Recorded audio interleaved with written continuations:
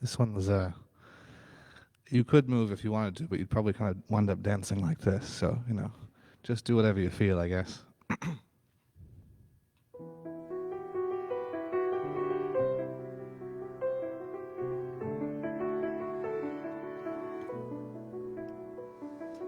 You are the heart, you are the hands, you are the voice of spirit on earth. And who you are and all you do is a blessing to the world. You are the heart, you are the hands, you are the voice of spirit on earth. And who you are and all you do is a blessing to the world. We are the heart, we are the hands, we are the voice of spirit on earth. And who we are and all we do is a blessing to the world. We are the heart, We are the heart, we are the hands, we are the voice of spirit on earth. And who we are is a blessing to the world.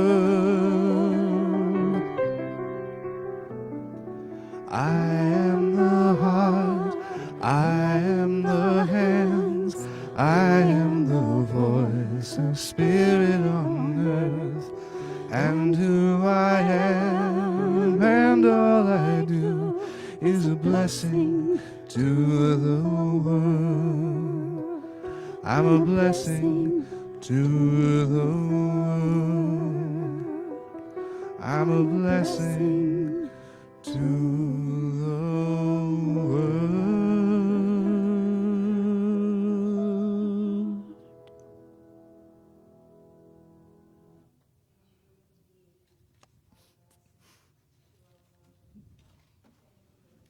Opening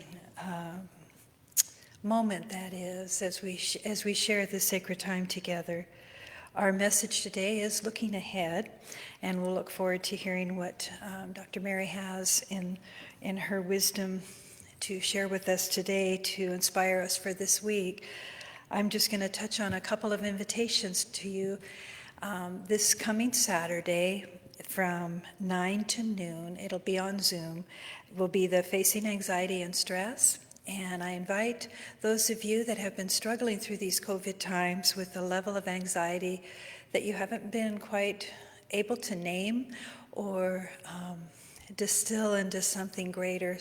So there's some techniques from the Heart Math Institute that really invite you into the heart center, to the field of coherence with your heart, and to help rename and restructure some of the ways that the COVID experience has come upon us is one avenue that we will look at.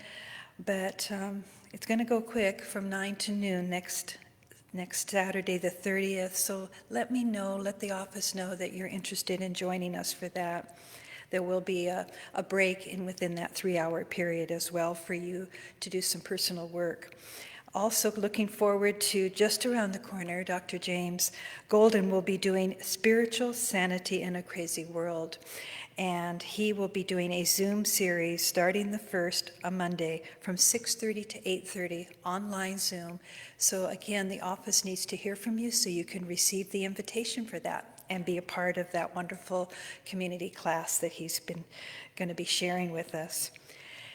And then throughout the month, when you look at the awareness, look ahead, because we have some other lovely opportunities that we are eager to share with you. And I'll just leave it at that right now.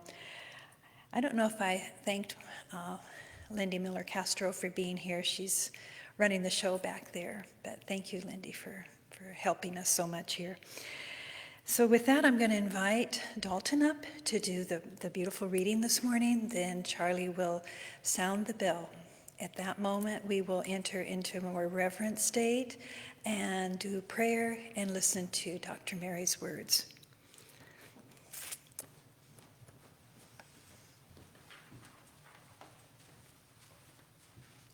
Good morning. The reading this morning is from the Science of Mind text, page 56. We are in the world and of it, and it is good that it is so. The world is all right when we view it correctly. Who knows what would transpire if all people would speak the truth? It has never yet been tried. But let not the mouth of the profane hinder those who would enter, thereby keeping them from entering. The world has never yet followed the simple ethics of Jesus, yet it is loud in its proclamation that it is Christian. This statement is not written in a spirit of controversy, it is one of conviction, and will make its appeal only to those who are convinced. A man convinced against his will is of the same opinion still. Let us go back to knowing we are a center in divine mind, a point of God, conscious life, truth, and action.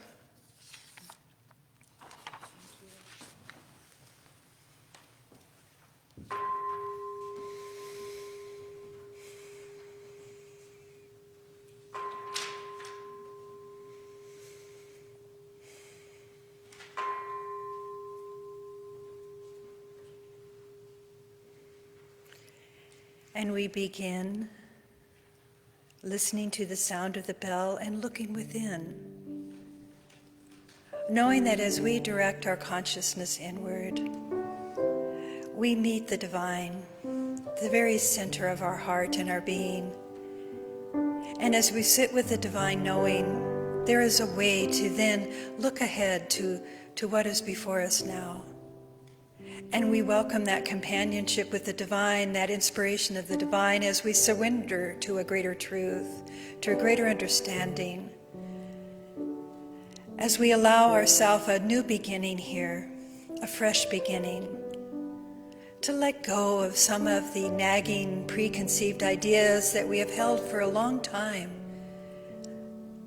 Can we be powerful enough within our own sense of who we are to let go and to begin again fresh, restored, renewed, in love with one another in such a way that we reach each other's hearts and into a deeper understanding. So yes, looking ahead with the divine guidance of the One, this power, this love, this truth, I release this prayer knowing we're all joined together in this journey. And for that, I give deep, abiding thanks. So thank you, God. I release the words, knowing it's already so. And together we all say, and so it is. Dr. Mary, looking ahead.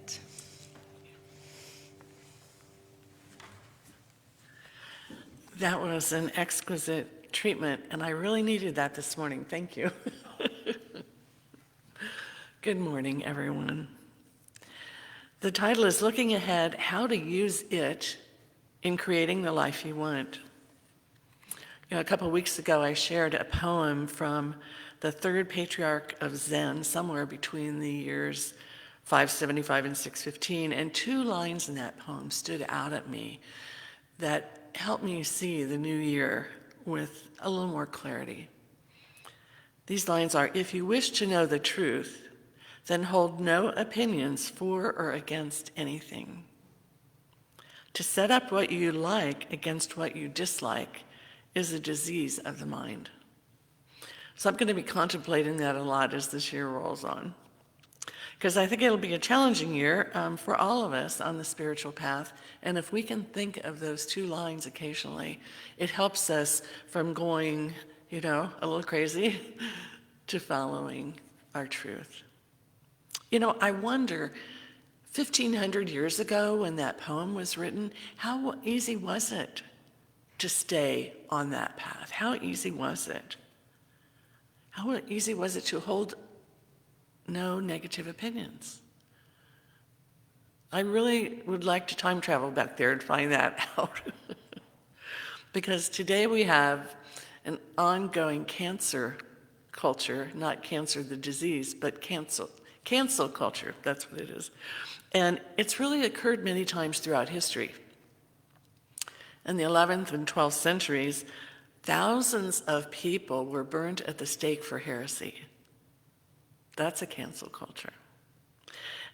And it went on, and it wasn't until the 17th and 18th centuries that began to shift the thinking of people, and it became to be known as the Enlightenment period. And, you know, perhaps these things run through cycles because the positive and negative energies flowing through society right now are starting to silence diverse opinions. And that's a concern. But what my philosophy is, in this science mind philosophy, we're ready for a new era. We're ready for a new way to see how life works. We're ready to see that there are natural laws in the universe and we can use them. Maybe race consciousness, maybe society is ready to really be aware and open to new thought. And I think that's my hope for the world as we begin this new year. I have a great passion for studying science of mind, and because I see time and time again, as you practice it, lives change for the better. My life changed for the best when I came here and took practitioner training and then met my soulmate, Paul, and we both took ministerial training together. Now that is a very special relationship. And at this time, I've taught over 90 classes since I came here. And teaching keeps me fresh because I have to be on top of things for classes. So every time I read the text, I get to a point where I swear I've never read that sentence before. I'm sure you've had that experience, however many times you've read the text. It never gets stale. And that's why I love January. This is the fourth Sunday in January. And it's the perfect time to reflect on the fourth introductory section to the Science of Mind text. We've already done the first three in the first 3 weeks of January. So very quickly, on the first Sunday, Reverend Sue talked about the thing itself, the thing being God, a new way of seeing God. That infinite intelligence is also called universal mind. We live in a spiritual universe, and there are no limits to the evolutionary power in this spiritual universe. Because every time we use our mind, we tap into universal mind. That's why the New Thought adage is, learning how to think is learning how to live. On the second Sunday, I talked about the way it works. Holmes concluded that with the great spiritual texts in the world, shared that there are natural laws operating throughout the spiritual universe, and we can trust these laws. Because the law is something that operates the same way no matter what. It's always consistent. This law about the thing, God, works through us. You know, in the Bible it said, and the Word was God, and the Word made everything happen. Our Word is that creative. So it works through us, and it can't work any other way. It's the energy behind our beliefs that are referenced in the parable, Matthew 25. You know, I talked about the master who gave his servants bags of gold, and then he went away and he came back and asked them how they did with the silver.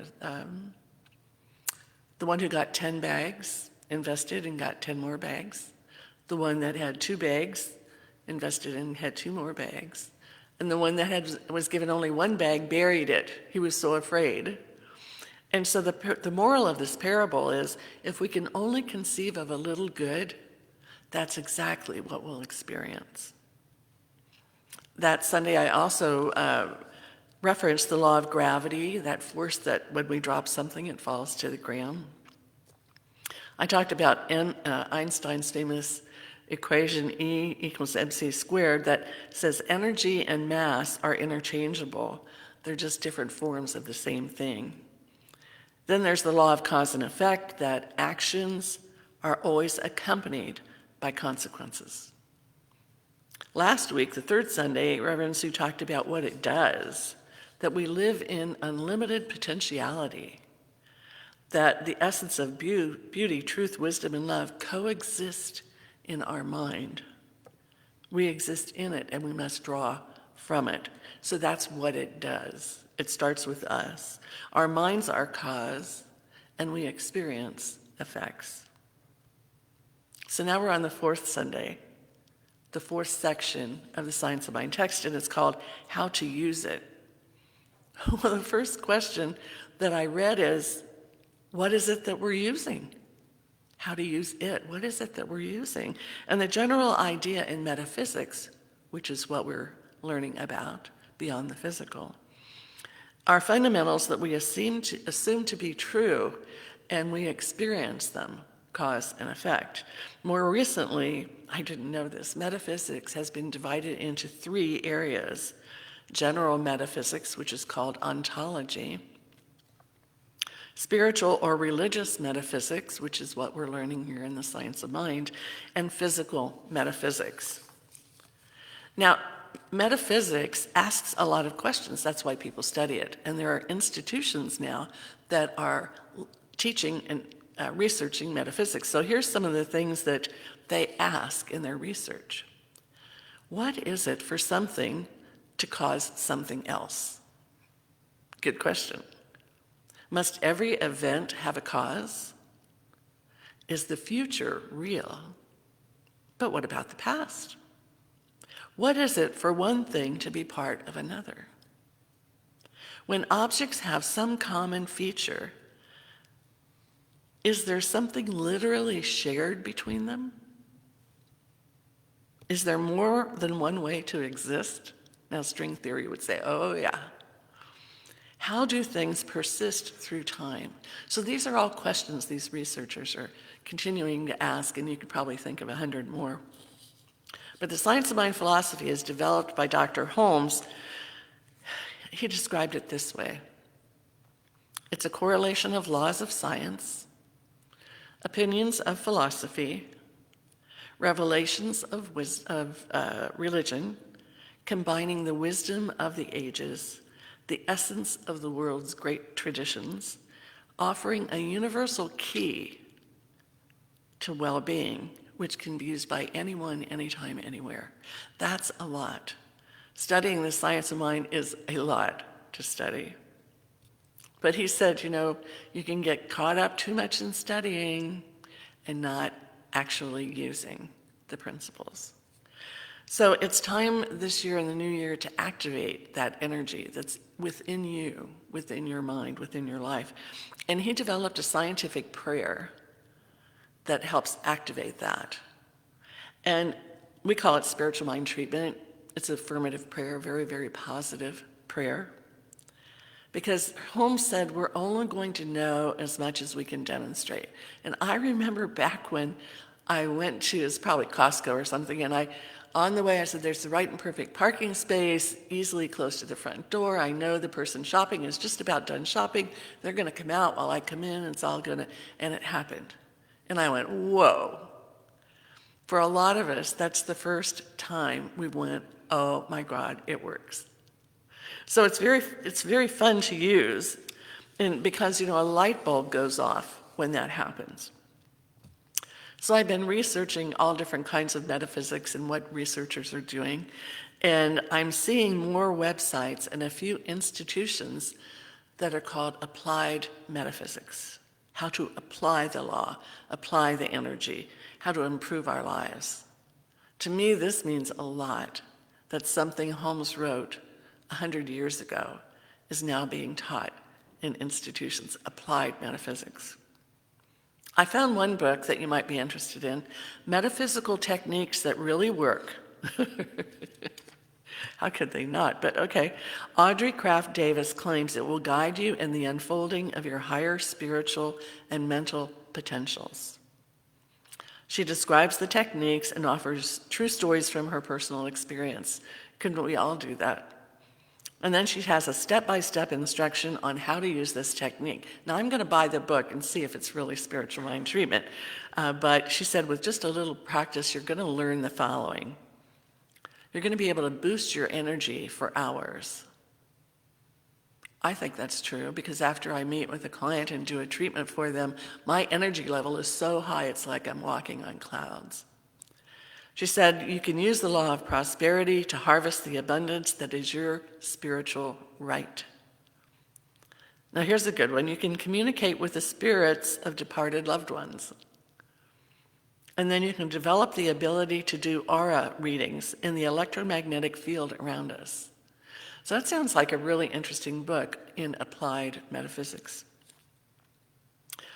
In spiritual metaphysics, we believe that the separation of mind, body, spirit is an illusion, and that the universe is all about unity. We're hearing a lot in the media today about unity. Let us keep that word focused in our mind this year, unity. We believe in unity, that all forms exist within it, within God, as one. In spiritual metaphysics, we believe we're made up of energy, and everything around us is made up of energy. Even this podium, the microphone, the paper, little atoms zipping around, made up of energy. It's all energy that is right now in this form. Tiny particles of energy, and they move at the speed of light. I know I've told you that before. 186,000 miles per second. It's pretty fast. And when we accept that we're all one, there's this peace that comes up throughout our body, every cell, that we're all one. This is all one. Now, spiritual metaphysics is the view that reality is, at its core, spiritual. Now, that means different things to different people, but it's not physical. It's spiritual. It's in the God arena.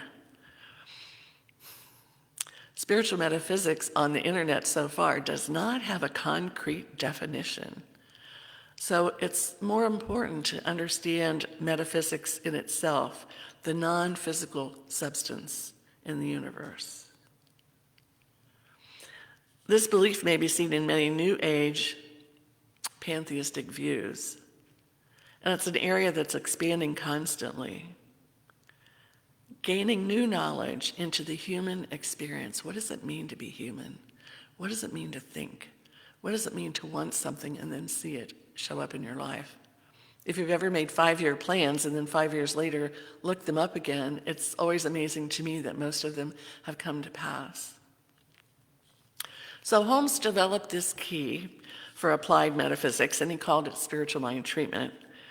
It's a 5-step method that has been proven by thinking correctly, which is positive, and a mental use of the law of mind, we can cause it to do definite things through us. It responds to our advance, what we're putting out there in subconscious mind and into the world. It must, by law, it must and will respond to everyone because it's a law. And he says, but if you don't believe it works, it won't work, because it just obeys whatever you're thinking. If you say it's not going to work, then it's not going to work. So often, as a practitioner, I'll hear someone say, oh, I don't think that'll happen. And I go, there you go. You just cut that treatment off. It's interesting. So on page 54 in The Science of Mind, Holmes gives this example. There's a person and they feel impoverished. They feel great lack of monetary support.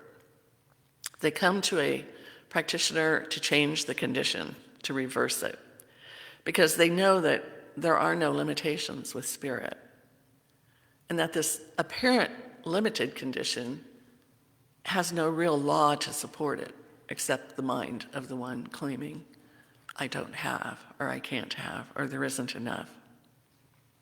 The person wants to reverse the condition. So the first thing is a realization that there is a law in life. It's a law of liberty, of freedom. It flows through us and through all of our affairs.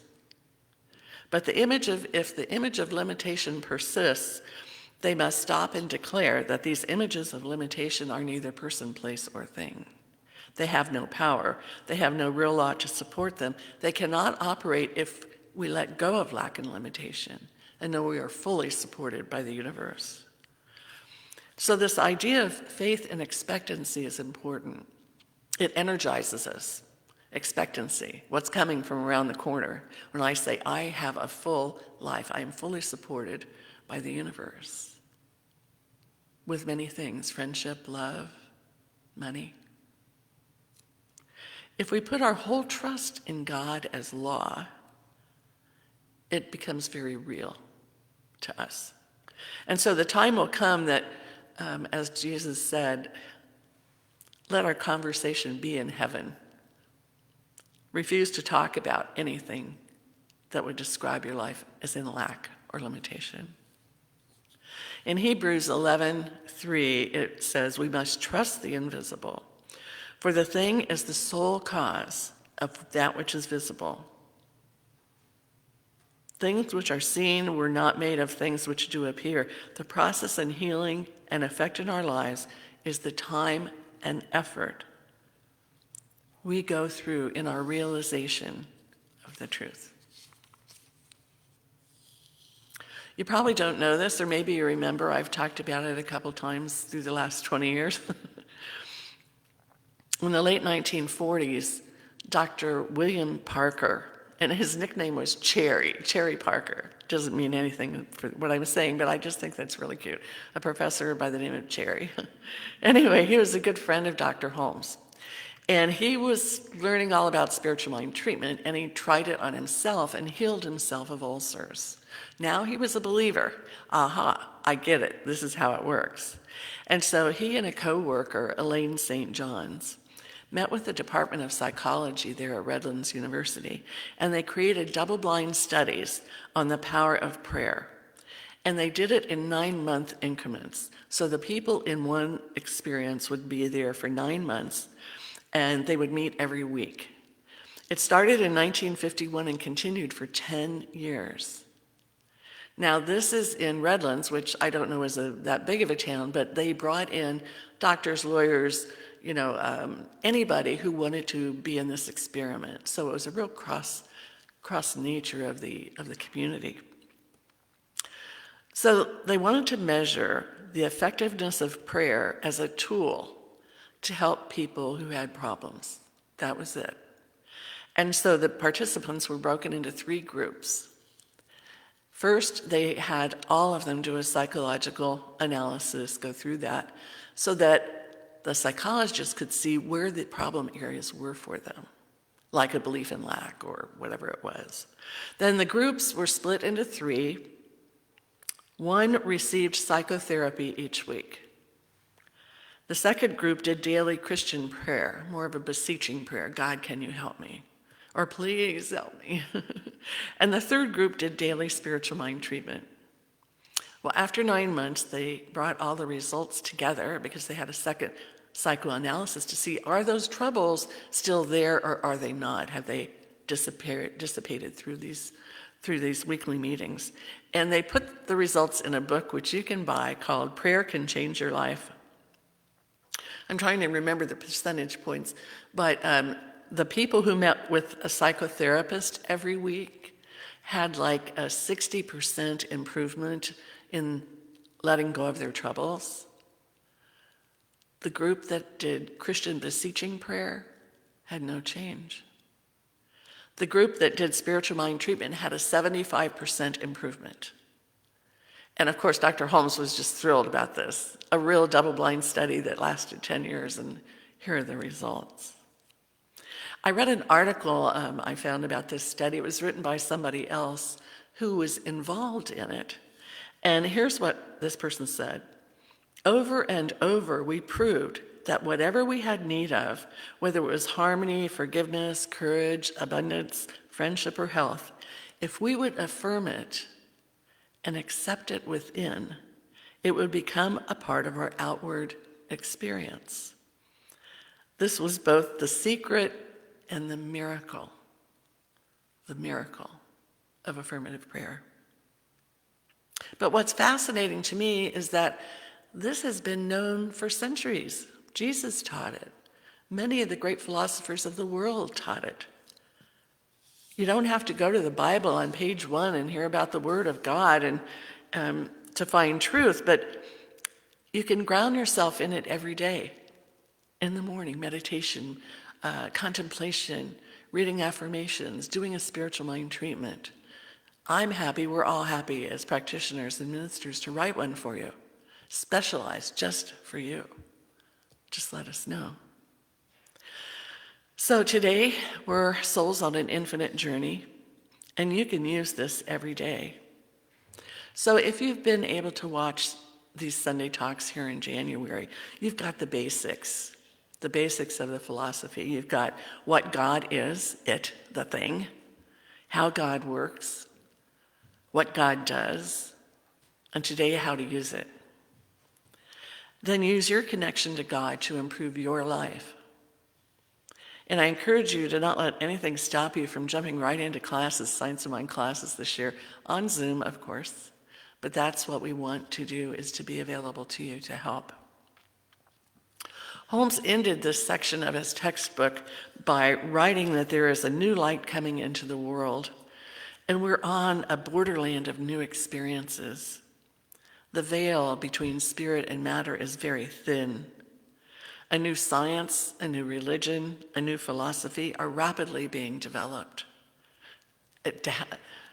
Applied metaphysics, it's new. I read it only started in 1993, so it's really come a long way. So this is in line with the volition of the Great Presence, and nothing can hinder its process, its progress. So I hope wherever you are in feeling good or not so good about the universe, about the country, about anything, let go and turn to this philosophy. Let go and turn to spiritual mind treatment. Let go of any fear of COVID, any fear of the future. Ground yourself in the truth of this being.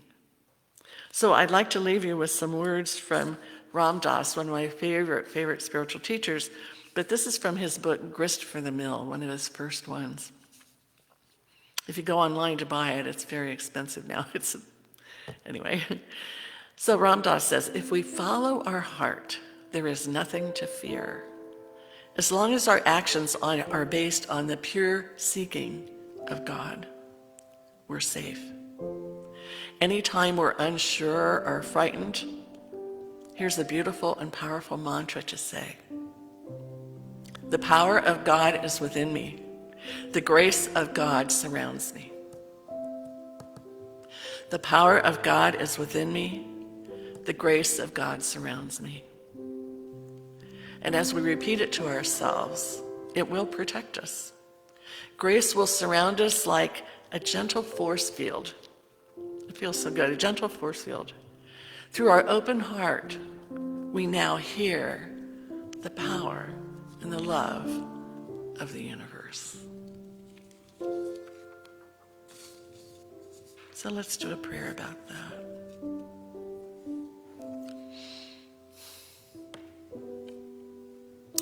I accept totally the spiritual, metaphysical understanding that there is a power for good in the universe. Whether we call it, God, big sweetie, universal intelligence, it doesn't matter. It's in and through us and responds to us. Whether we're frightened or whether we feel sacred, whether we feel safe, it responds in like energy. Which is why we always say, be the guardian of your mind. So I know this for everyone listening to this talk. We're ready. We're ready in this new year to bring more God into our life experience, to bring more love, friendship, health, happiness. We're ready. Let go of the past. Embrace the infinite potentiality in the future. I'm so grateful for this teaching and to research it and see how it's expanding around the world. Applied metaphysics.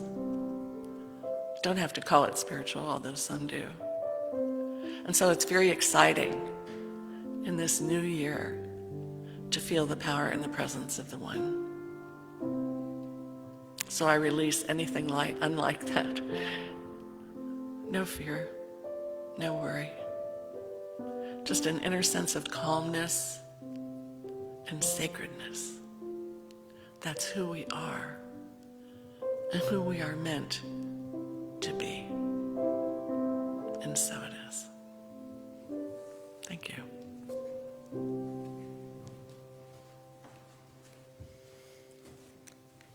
Thank you, Dr. Mary. That was refreshing to listen to, and in so many ways.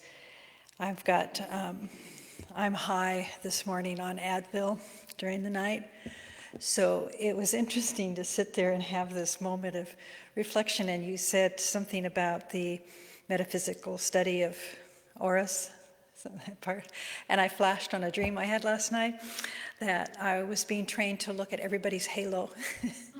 I know it. It's interesting how a thought force comes back in as you're just in a place of reverent listening. So I value these sharings of how powerful this teaching is and where it's leading and holding us and directing us and caring for us in so many ways. And you really wrapped it up so beautifully. So if you are as grateful as I am, this is the time where we mention the financial good of our center. And if you could feel that in your own heart, what you're grateful for, and remembering our offertory affirmation, gratefully I give, with an attitude of abundance, for I know as I give, I do receive. It's a law of giving and receiving. And so we welcome the gifts with gratitude and knowing that as you give and we receive, we return that cycle and we allow that continuum. So with a full heart, thank you. And that being said, I think it's the close of our service, and we get to now hear another wonderful closing song from our music team. And we are grateful for you being here with us this Sunday. Thank you. Hello again. Do feel free to stand up and stretch wherever you are.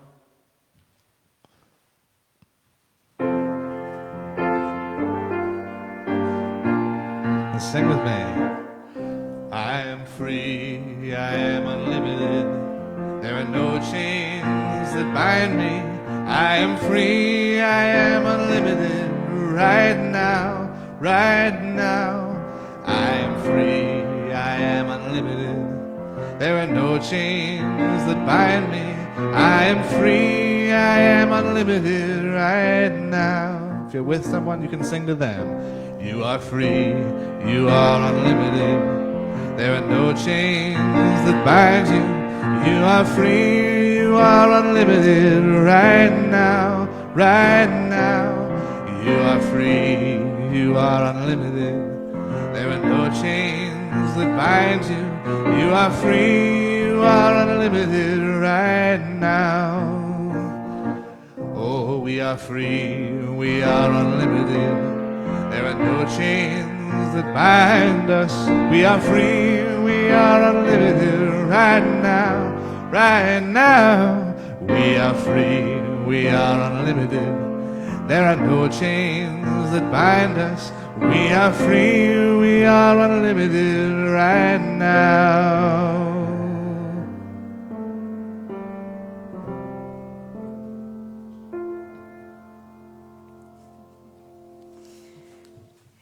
A perfect song. We are free, we are unlimited. Oh my gosh. Remember part of Mary's message. It is done unto you as you believe. And Ernest Holmes reminding us how much do we want to receive. So this opportunity, open up, think bigger, expand your heart, and start with a fresh slate so there is that space to be open. Have a beautiful week. And next week we have Reverend Andy Torkelson sharing with us his message, and we look forward to that. So with that, good day. Thank you.